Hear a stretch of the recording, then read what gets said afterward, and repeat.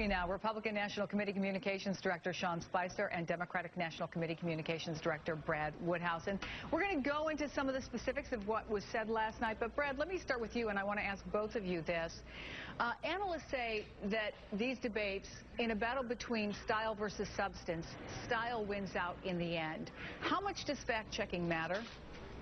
Well, look, I think it matters. I mean, what I think you saw last night happen with Mitt Romney was he took some short-term gain for some long-term pain. I mean, look, Chris, last night, if Mitt Romney was talking, he was lying. He lied about his tax plan, which cost $5 trillion. His campaign has never disputed that his tax plan cost $5 trillion until last night. He lied about Medicare and what his plan would do to hurt current beneficiaries. We're going to get into some of those specifics. So here's my point, Chris. Here's my point, Chris, is that I don't believe that style went out over substance in the long run. One reason that Mitt Romney has suffered. Well, let me ask the same question. Let me ask the same question to Sean. He doesn't tell the truth. Sean, style versus substance. Right. I think last night was a clear choice, and on style and on or any other measure that you want to judge it, I think Mitt Romney laid out a very clear plan for this country and did it in a way that resonated with most Americans. I think on the other hand, it wasn't a question of style that the president lacked. It was a lacking of policies and a record over the last 4 years that he was able to pivot to. And I think the problem is that at some point in the middle of the debate last night, the president finally realized, wait, I've actually been president for the last 4 years. I can't bash the last 4 years because I was actually in charge. I had a Democratic Congress, and I don't have much to show for it. So, I mean, I think that's the biggest problem, is it wasn't just a style thing. It actually was a very clear substance issue that the president lacked last night. All right, let's sort of truth test one of the big issues of this campaign, the deficit. MSNBC's Richard Louie, you're our truth squad. Good morning to you, What about Chris. the deficit? Yeah, well, Chris, this is what the president said his plan would cut, the deficit. He said it'd cut by $4 trillion. Take a listen. So I put forward a specific $4 trillion deficit reduction plan. It's on a website. You can look at all the numbers, what cuts we make and what revenue we raise. And well, Chris, the president is counting money saved by letting the Bush tax cuts expire for people making more than $250,000 a year.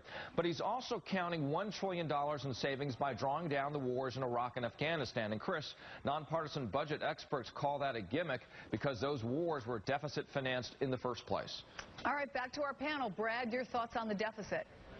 Well, look, first of all, you won't be surprised that I disagree with that analysis. I mean, the president, you know, the savings from the wars is actually true and important. I mean, you know, Mitt Romney, Chris, wants to spend $2 trillion on the Defense Department the Pentagon hadn't asked for, and he wants to go back to war in Iraq. So, I mean, those should be concerns of the American people. Those would explode the deficit. And he didn't lay out one single detail about how, other than going after Big Bird, about how he deficit last night. Not one single detail. What were the details there, Sean? Okay.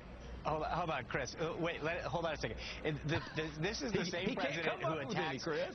Hold on, Brad. Quiet down. I actually am going to make a point that's factual here. You might want to take note. Here's the detail about the president the in the same debate laid out by Mitt Romney. The president. Okay, Brad. The president said that he wants to achieve savings through drawing down the war in Iraq and Afghanistan. But it's also the same president who says that these wars were not paid for. They were paid for with borrowed money from China. So if you're borrowing money from China to pay for it, and then you say, I'm actually going to have deficit savings from money that's borrowed, as Richard pointed out, it doesn't make any sense. The other issue is that 4 years ago, when the president stood on the stage with Senator McCain, he laid out a plan and said, I'm going to cut the deficit in half by the end of my first term. Not only was it not cut in half, but he added $5.4 trillion, so we have a $16 trillion deficit now. Or, excuse me, a $16 trillion. I want to do another fact check here. There is no credibility on this issue. Hold on, guys. Zero credibility. The third rail of politics also came up last night. Here's what Mitt Romney said on Medicare. What I support is no change for current retirees and near retirees to Medicare, and the president supports taking $716 billion out of that program. Richard, what about that claim? Well, you know, Chris, in fact, that $716 billion comes from trimming planned future increases over the next decade, not cutting funding. Now, those trims come from limiting payments to health care providers and insurers, not limiting care to seniors.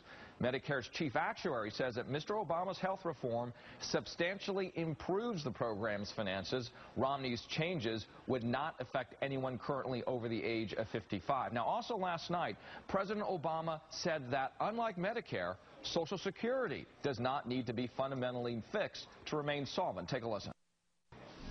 Social Security is structurally sound. It's going to have to be tweaked the way it was by Ronald Reagan and Democratic Speaker Tip O'Neill.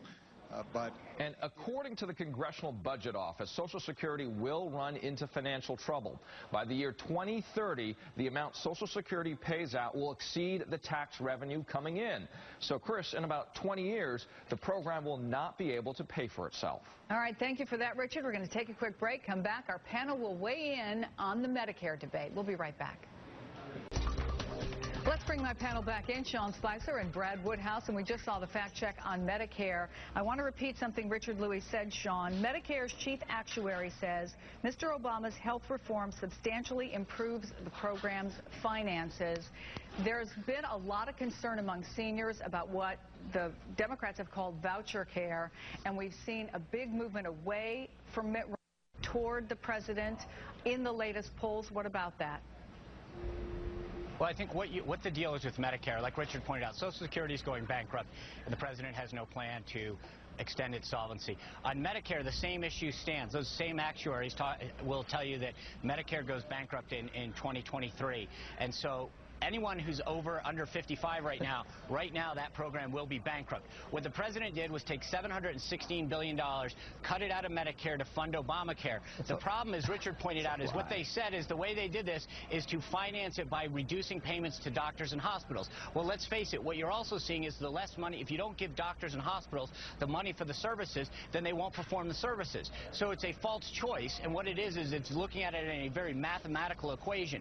The reality is, and it's happened every year, that Congress comes in, proposes savings, and then they add them back in.